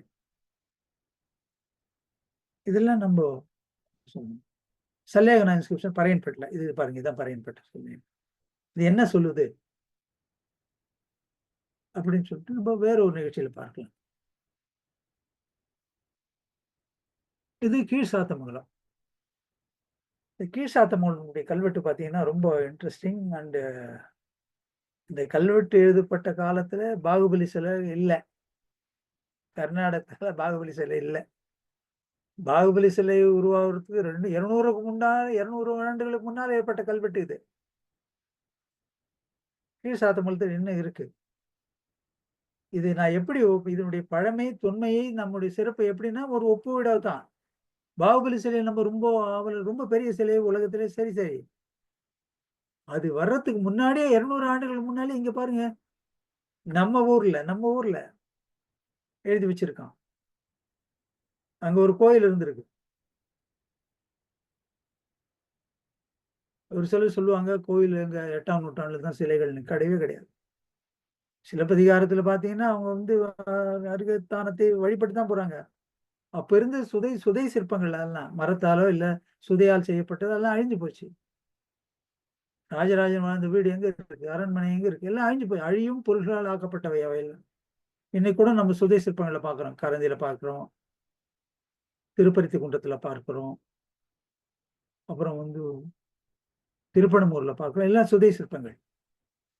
திருமலையில கீழே இருக்குது சுதை சிற்பம். ஆகவே சிலப்பதிகார காலத்துக்கு முன்னாலே இருந்திருக்கு, கோயில் இருந்திருக்கு, சிலைகள் சிலை வழிபாடு இருந்திருக்கு, சிலைகள் இருந்திருக்கு. கல்லால் ஆன சிலைன்னு குறிப்பா அப்படி சொல்லணும். கல்லை பயன்படுத்தி சிலை வடித்த காலம் 8ஆம் நூற்றாண்டு, அது கரெக்ட். சிலையே இல்லை, உருவ வழிபாடே இல்லைன்றது தவறு. எல்லாம் நம்ம தெரிஞ்சுக்கணும். தெரிஞ்சு இந்த தரவுகள்லாம் வச்சுட்டோம் தான் நம்ம பல இடங்கள்ல நம்ம எடுத்து தைரியமா பேச முடியும். சிலப்பதிகாரத்தில் அற்புதமான மதுரை காஞ்சில ஒரு பாடல், அற்புதமான ஒரு வர்ணனை அதுல. அந்த சோறு பார்த்தீங்கன்னா ஒரு ஒரு காப்பர் செம்பொன் அப்படியே பூசுற மாதிரி இருக்குமா, செவ்வண்ணமா. மதுரை காஞ்சில இருக்கு ஒரு பாடல். அந்த காலகட்டத்துல சமண கோயில் எவ்வாறு இருந்தது என்பது. ஆகவே சமணத்துல வழிபாடும் சிலைகள் இருந்தன. கற்சிற்பங்கள் வாழ்ந்த காலம் வேற. அதெல்லாம் ஒரு மாறுதல் தான். ஒரு காலகட்டத்துல ஒரு மாறுது. மகேந்திரவர்மன் என்ன சொல்றான், நான் அழியும் பொருட்களால் நான் என்ன செய்யல, இனிமே செய்யல, இது அழியாத ஒன்று தான். முதலாக ஒரு கல்வெட்டம் வந்து இருக்கு. இது கல்லாலேயோ இது மரத்தாலேயோ வேற ஏதோ நான் செய்யல, முதலாக அழியாத வகையில வந்து கல்லால நான் செய்யறேன்னு சொல்லிட்டு ஒரு கல்வெட்டு இருக்கு. ஆகவே இது வந்து கீழ் சாத்தமங்கலம். இது வட்டெழுத்து கல்வெட்டு.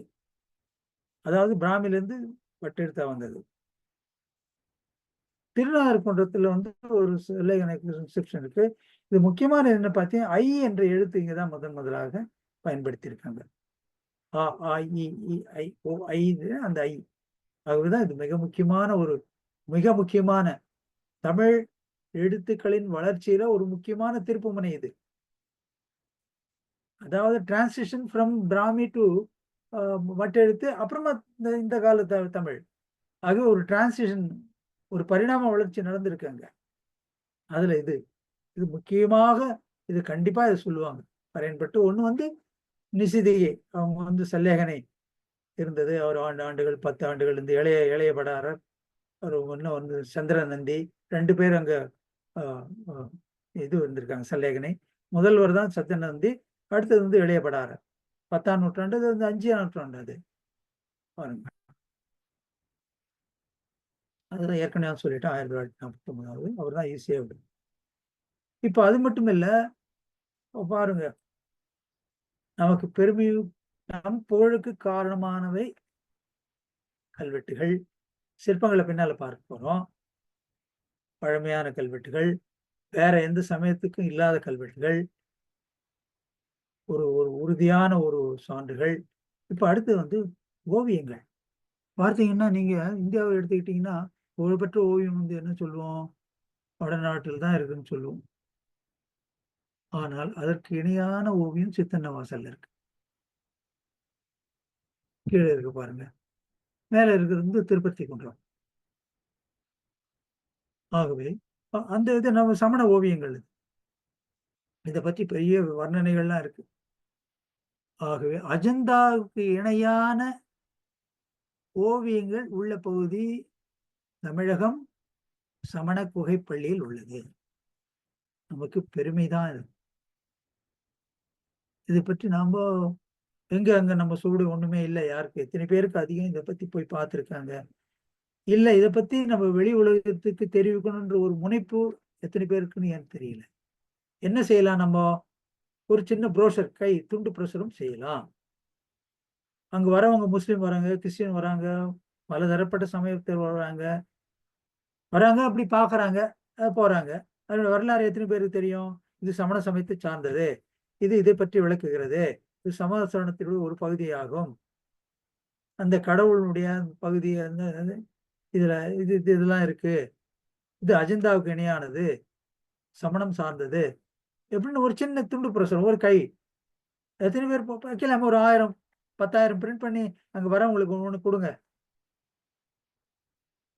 ரெண்டாவது, இந்த இடத்துல இருந்து பாத்தீங்கன்னா ஒரு 10 இடங்கள்ல சமண சான்றுகள்லாம் இருக்கின்றன.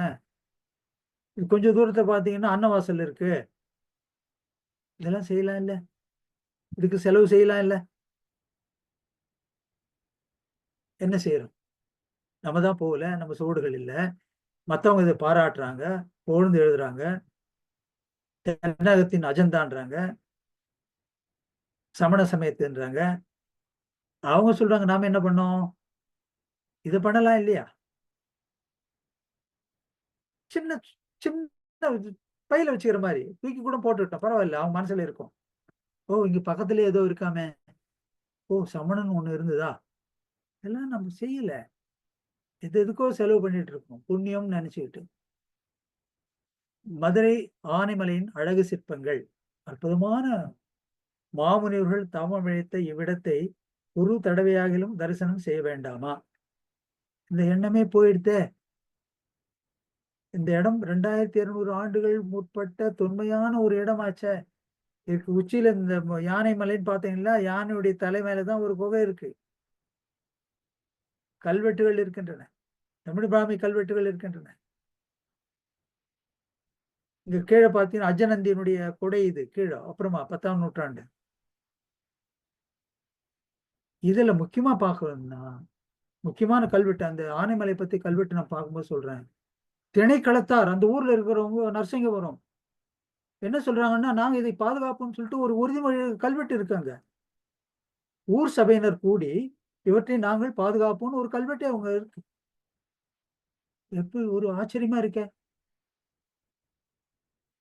எந்த அளவுக்கு 8ஆம் நூற்றாண்டு 6 7ஆம் நூற்றாண்டுல எவ்வளவு எதிர்ப்பு இருந்து, ஆனைமலை ஆதியா இடங்களில் ஈனர் வரைக்கும் நான் என்ன பயப்படுவேன்னா அந்த ஈனர்கள்லாம் இருக்காங்கன்னு பாடிய ஞானசம்பந்தர் காலத்துக்கு பின்னால பண்ணது இது அஜனந்தி. அங்க கல்வெட்டு இருக்கு. இந்த கல்வெட்டுகளை பத்தி ஒரு நிகழ்ச்சி வச்சோம்னா நம்ம இதை பார்க்கலாம். இதுல ஒரு சிற்பத்தினுடைய அற்புதம் என்ன பாத்தீங்கன்னா, அன்று எப்போ வண்ணம் தீட்டினாலும் அந்த வண்ணம் அங்கேயே இருக்கு, வண்ணமா இருக்கு. அந்த விளக்கு இன்னும் சுடர் விட்டு எரிந்து கொண்டிருக்கு. இதெல்லாம் பார்க்கணும். என்ன என்ன இதுக்காக என்ன முனைப்பு எடுத்திருக்கோம்னு நமக்கு தெரியல. நமக்காக விட்டு சென்றது இதுதான் நம்ம காப்பாத்து, இதுதான் நம்ம ஒரு சமணன்னா ஒரு மதிப்பு கொடுக்குறது இதுதான், வேற எதுவும் இல்லை. இது சொல்லவே வேணாம். இது ஒரு ஆர்ட் கேலரின்னு தான் சொல்லணும். கலைச்செல்வம் ஒரு ஆர்ட் கேலரி தான் கடுகுமலை. இந்தியாவிலேயே ஜைனத்தினுடைய தொன்மையான இடங்கள்ல அதிக எண்ணிக்கையில் கல்வெட்டுகள் உள்ள இடம் இது ஒண்ணுதான். 100 கல்வெட்டுகள் இருக்கின்றன. 100 கல்வெட்டுகள், வரிசை வரிசையா சிற்பங்கள். அதுல ஒரு 15 பேர் குறத்தியர் பெயர், ஆரியாங்கனையுடைய பெயர். இங்க பாத்தீங்கன்னா இங்க வாழ்ந்த துறவிகளுடைய பெயர். இதுல முக்கியமா பாத்தீங்கன்னா திருநெல்வேலியில இருந்து ஒருத்தர் அங்க போயிருக்காரு, ஒரு சிற்பம் செஞ்சிருக்காரு, ஒரு கல்வெட்டு ஒண்ணு இருக்காங்க. உளுந்தூர்பேட்டை எங்க, கழுகுமலை எங்க? இன்னும் பார்க்க போறோம். இந்த இந்த கழுகுமலையுடைய அவசியங்கள் பார்க்க போறோம் பின்னால. இதுல இருக்கிற மாதிரி ஒரு பார்சவ சிற்பம் எங்கேயுமே இந்தியாவில் எங்கேயுமே கிடையாது. அந்த பார்சவ புராணத்தை, பார்சவ வரலாற்றை அந்த ஒரு சிற்பமே சொல்லிடும். மிக அழகாக சொல்லி விளக்கிடும். என்னென்ன மாந்தர் என்ன நிகழ்ச்சி நடந்தது என்பதை அந்த புராண வரலாறை அந்த ஒரு சிற்பம் செஞ்சிடும். ஐயா 100 கல்வெட்டா சொன்னீங்க? 100-ஆ? 100 கல்வெட்டுகள். 100 ஓகே ஓகே 100 கல்வெட்டுகள். 100 கல்வெட்டு. இது பாருங்க சமோசரண காட்சி. அதாவது கல்லிலே கலைவண்ணம் படைத்தான் ஒரு art gallery, poetry in stone. அதான் சொல்லுவேன் நான். ஒரு கல்லில ஒரு காவியத்தை இங்கே படைச்சிருக்கான். பாருங்க மேல பார்த்தீங்கன்னா இந்திரன் வரான், 2 பக்கம் முடி கொடுத்து விட்டு அந்த சமஸ்தானத்துக்கு வரான். ஒவ்வொரு தேவர்களும் அவங்க வாகனத்தில் ஏறி வராங்க. அரம்பையர்கள்லாம் நடனம் ஆடுகின்றார்கள், இசைக்கருவிகள் நடக்கின்றன, சாமரங்கள் வீசப்படுகின்ற, முக்கொடை இருக்கு, அசோகத்தரு இருக்கு, சிம்மாசனம் இருக்கு. அதை உருவாக்கியவர்கள் இங்க கீழே வணங்கி கொண்டிருக்கின்றார்கள். சமஸ்தான காட்சி எப்படி பாருங்க. இதை வச்சுக்கிட்டே நீங்க சமஸ்தானத்தை நீங்க விளைக்கலாம். பொயட்ரின் ஸ்டோன், அதான் நான் சொல்றது. ஒரு ஒரு ஒரு ஒரு ஒரு கவிதையை அவன் கல்லிலே படைத்து விட்டான். காலப்போக்கில் பார்த்தீங்கன்னா கீழே பார்த்தீங்கன்னா ஒண்ணு அப்பதான் செய்ய ஆரம்பிச்சிருக்காங்க. அது பல சிற்பங்கள் அப்படி இருக்கு, அரைகுறையா விட்டுட்டு இருக்காங்க. பாருங்க சமோசன காட்சி என்ன அற்புதமா இருக்கு பாருங்க. இதுதான் நான் சொன்ன அந்த பார்சநாதன். அந்த பக்கம் பாருங்க வேற, இது ஒரு வேற சமோசன காட்சி. இதுல யானை பாருங்க, ஐராவதம் எப்படி முன்னால துதிக்க மடக்கிட்டு வந்திருக்கு. என்ன அற்புதம் பாருங்க. அந்த அந்த அந்த வாகனங்கள்லாம் பறக்குது, அப்படியே பறக்குது. தேவர்கள் வரும் வாகனங்கள் பறக்கின்றன. அப்படி காமிச்சிருக்கு, அப்படி தாவுது. இது இன்னொரு பக்கம். இந்த பக்கம் பார்த்தீங்கன்னா அற்புதமான ஒரு ஒரு பாரதிய ஞானபீடம் ஒரு புக்கு ஒன்று வெளியிட்டாங்க. அது பேர் சரியா ஞாபகம் இல்லை. புகழ்பெற்ற டாக்டர் சிவராமமூர்த்தி, அவர் தான் அவங்க டெல்லியில் வந்து மியூசியம் டைரக்டராக இருந்தார். அப்போது ஒரு புத்தகம் வெளியிட்டாங்க, சவுத் இண்டியன் ஆர்ட் கேலரி, என்ன ஒன்று அது பேர். அதில் முதல் முகப்பு படம் இதுதான். அவர் நின்றுட்டு இருக்காரு. இங்கே தான் பார்த்தீங்கன்னா பொதுவாக அவருக்கு தலை மேல பாம்பு தான் படம் தான் காமிப்பாங்க. இங்க வந்து தரணேந்திரன் 2 பக்கமும் சாமரை எடுத்துக்கிட்டு தரணேந்திரனே அங்க வந்திருக்கான். அவனுடைய உருவமே அங்க இருக்கு. அங்க மேல கல்லை எறிகிறான், கீழே வணங்குறான். பத்மாவதி அதுக்கு மேல ஒரு வஜ்ரக்குடை திருவண்ணாமலை பார்க்கலாம். ஒரு படம் இருக்கு, தரணேந்திரன் படம் இருக்கு, அதுக்கு மேல ஒரு வஜ்ரக்குடையை கவித்தாள். இது இன்வேரியபிளி எல்லா இடத்துலயும் இருந்துச்சு. ஆனா ஒரு அற்புதமான ஒரு சிற்பம் இங்கதான், கழுகுமலையில் தான். என்ன அழகு பாருங்க. சோ இது கல்லில் வடித்த காவியம், ஒயிட்ரின் ஸ்டோன். கீழே வந்து வள்ளிமலை. இதெல்லாம் தான் அந்த ஐயா வேதாச்சலம் புக்கில் அருமையா எழுதியிருக்காங்க. கண்டிப்பா நீங்க உண்மையிலேயே ஒரு மார்க்க பிரபாவனைன்னா நண்பர்களுக்கு வாங்கி கொடுக்கணும். ஆர்வம் உள்ள நண்பர்களுக்கு வாங்கி கொடுக்கணும். ஒருத்தர்கிட்ட போனா 10 பேர்கிட்ட போகும். நீங்களும் படிக்கணும். அதை குழந்தைகளை வச்சு படிக்க சொல்லுங்க. ஒரு சாப்டர், ஒரு நாளைக்கு ஒரு சாப்டர் பண்ணுங்களேன் ஒரு நிகழ்ச்சியில. இது ஒண்ணு, இந்த பாண்டிய நாட்டு சமணம் ஒரு நாள் இந்த ஒரு சாப்டர் நீ படிமா, படிக்கட்டுமே, கேட்கலாமே. என்ன என்ன வர்ணனை இருக்கு, என்ன இருக்கு, அதனோட முக்கியத்துவம் என்னன்னு கேட்கலாமே. அது மாதிரி கூட நீங்க ஒரு ஒரு ஒரு பல பல பல வகையான ஒரு ஒரு இது இருக்கிற ப்ரோக்ராம் இருக்கிற மாதிரி கூட பண்ணலாம் நீங்க. அதால பல பேருக்கு போய் சேரும். கண்டிப்பா இன்னைக்கு ஐயா. அவங்க கேட்கலன்னா கூட அந்த ரெக்கார்டிங் இருக்கும், நாளைக்கு போட்டு கேட்பாங்க. படிக்க முடியாதவங்க, அந்த புத்தகம் இல்லாதவங்க இதை கேட்டு தெரிஞ்சுக்குவாங்க. இந்த படங்களை காமிக்கலாம். இதற்கு என்ன உதவி வேணுமோ நான் கண்டிப்பா படங்கள் வேணுமா தரேன். இதை பாருங்க, தமிழகத்தில் உள்ள ஒரு முதலாக படிக்கப்பட்ட பத்மாவதி அம்மனுடைய உருவம் தான் கழுகுமலை. இதுதான் முதல்.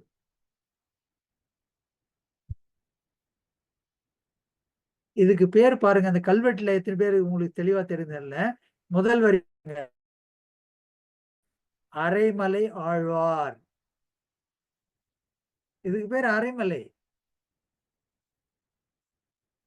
இந்த கழுகுமலைக்கு பேரு அரைமலை.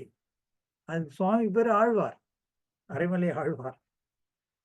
இங்கதான் முதல்ல பத்மாவதி அம்மனுடைய உருவம் இங்கு பண்ணிருக்கு.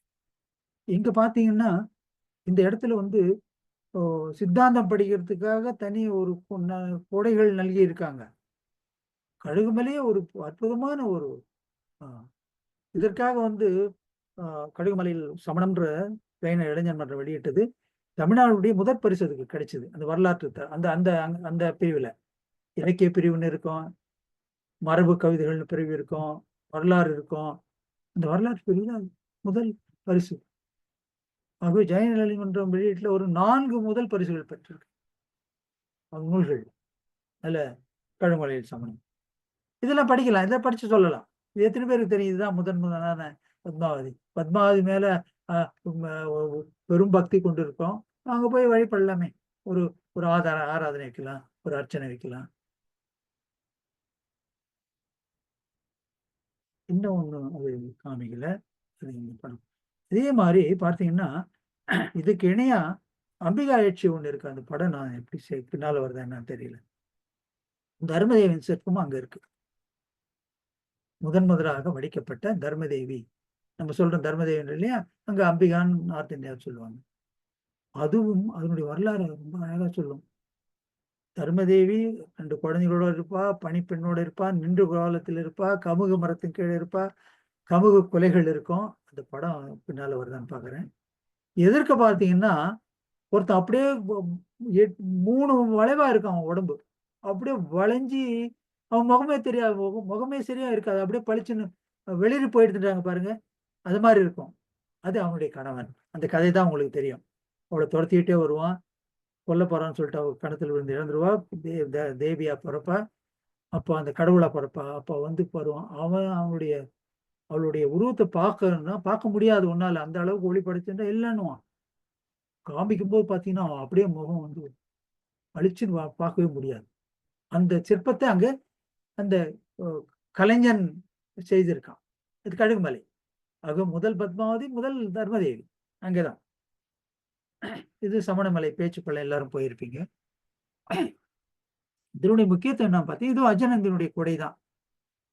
இந்த அஜனந்தினுடைய கொடையோட என்ன ஒண்ணு பார்த்தீங்கன்னா, அஜனுடைய தாயார் குணமதின்னு ஒருத்தர் இருந்தாங்க. அந்த குணமதி ஒரு சிற்பம் செஞ்சிருக்காங்க. அந்த கல்வெட்டு ஒண்ணு இருக்கு பாருங்க. என்ன என்ன ஒரு ஒரு மகன், அவருடைய தாய், அந்த குடும்பம் எப்படி இருந்திருக்கு பாருங்க. எதுக்காக அவங்க தன்னை அர்ப்பணித்து கொண்டாங்க பாருங்க. இது இருக்கவே தான் இன்னைக்கு நம்முடையதுன்னு சொல்ல முடியுது. ஒரு சிலர் சொல்லுவாங்க சிற்பங்கள்லாம் அது இதுன்னு. சிற்பங்கள் இருக்கவே தான் நமக்கு அடையாளம். வெறும் படுக்கை இருந்தா என்ன படுக்கையே இன்னைக்கு காலத்துல வேற ஏதோன்னு சொல்லிட்டு இருக்கான். இந்த சிற்பங்கள் நம்மை இன்றும் பாதுகாக்கின்றன, இன்றும் நம் புகழுக்கு காரணமாக இருக்கின்றன. இங்க பல கல்வெட்டுகள் உண்டு. அந்த அந்த கோயில் ஒண்ணு இருக்கு, எத்தனை பேர் பார்த்துருக்கீங்கன்னு தெரியல. அதுக்கு மேல விளக்கு தூண் டாப்ல ஒண்ணு இருக்கு. அங்கதான் ஒரு கல்வெட்டு ஒண்ணு இருக்கு. இந்த கல்வெட்டுல பார்த்தீங்கன்னா 4 பெயர்கள் இருக்கின்றன. அவங்க சிரவணபொழிகளாலிருந்து வந்த ஒரு பெயர் அங்க இருக்கு. சிரவணபொழிகாவுக்கும் சமணத்துக்கும் உள்ள தொடர்பை குறிக்கக்கூடிய ஒரு கல்வெட்டு மேல இருக்கு. அதே மாதிரி சித்தன்ன வாசல்ல ஒரு கல்வெட்டு இருக்கு. நமக்கும் மைசூருக்கும் என்ன தொடர்பு? கர்நாடகத்துக்கும். இந்த கல்வெட்டில் உள்ள ஒரு பெயர் தான் அந்த ஆச்சார் பெயர் எங்க வள்ளிமலையில இருக்கு. எப்படி போனாங்க, எப்படி அவர்கள் செஞ்சாங்க, என்ன பண்ணாங்க, ஒண்ணுமே நம்ம வியப்பில் ஆழ்ந்து இருக்கின்றோம். எத்தனை காடுகளா இருந்திருக்கும் அந்த இடத்துல, வசதிகள் இல்லாத இடம், துறவிகள் அவங்க. பிரம்மாண்டமான ஒரு கொடையை நமக்கு செல்வத்தை அளித்து சென்றிருக்காங்க. நம்ம வந்து ரொம்ப பாதுகாப்போம், அதை தூக்கி பிடிப்போம். என்ன பிடிக்கிறோம்னு நமக்கு தான் தெரியும். இது வந்து முத்துப்பட்டி மதுரையில. இப்பெல்லாம் வந்து சில இமேஜஸ் தான், நூற்றுக்கணக்கான இமேஜஸ் இருக்கு. நமக்கு டைம் இல்லாதால இதை சொல்றேன். முத்துப்பட்டியில 2 இருக்கு. கீழே வந்து கல்வெட்டு, இங்க ஒரு தமிழ் பிராமி கல்வெட்டு இருக்கோ. இந்த இடத்துல ஒரு என்னன்னு பார்த்தீங்கன்னா, ஒரு விஜயபுர சிந்தாமணி எழுதிய திருத்தக்க தேவர் இருந்ததாக ஒரு தனி படுக்கை ஒண்ணு இருக்கு. ஒரு நமக்கு ஒரு நம்பிக்கை. அங்க ஒரு தனியே ஒரு படுக்கை, ஒரு பெரிய படுக்கை ஒண்ணு இருக்கு. 2வது மாகநந்தி என்ற ஒரு ஆச்சாருடைய பேர் இருக்கு. மாகநந்தி ஆச்சாரியர் நமக்கு தெரிஞ்ச வரைக்கும் யார் பார்த்தீங்கன்னா, பதார்த்த சாஸ்திரத்தினுடைய ஆசிரியர் மாகநந்தி. எவ்வளவு சிறப்பு பாருங்க. அது மட்டும் இல்லாமல் இந்த வழி கேரளா வரைக்கும் போகுது. கேரளாவில் இப்போ புதுசா அந்த துறைமுகம்னு எனக்கு தெரியும், ஞாபகம் இல்லை. அந்த துறைமுகத்தினுடைய பெயர் இங்க இருக்கு. ஆகவே கேரளாவுக்கும் இந்த வழியாக ஒரு வணிக தொடர்பு இருந்திருக்குது. ஒரு ஃபேமஸான இது இப்போ பட்டணம் அந்த இடத்துல அகழ்ந்து எடுத்தாங்க. அந்த பேரு கூட எனக்கு ஞாபகம் இல்லாது. ஆகவே அந்த கல்வெட்டு இங்க இருக்கு. ஆகவே இந்த வணிக தொடர்பு கேரளாவுக்கு நமக்கு இருந்திருக்கு. ஆகவே சமணம் இங்க மட்டும் இல்ல, கர்நாடக தொடர்பு இருந்திருக்கு, கேரளா தொடர்பு இருந்திருக்கு, ஆந்திரா தொடர்பு இருந்திருக்கு. எத்தனை ஒரு மகோன்னதமான ஒரு காலம் வந்து பாருங்க. வணக்கம். நம்ம ஆதிபகவன் யூடியூப் சேனலை லைக் பண்ணுங்க, ஷேர் பண்ணுங்க, சப்ஸ்கிரைப் பண்ணுங்க. அப்பப்போ மறக்காம கமெண்ட்ஸ் கொடுங்க. நன்றி.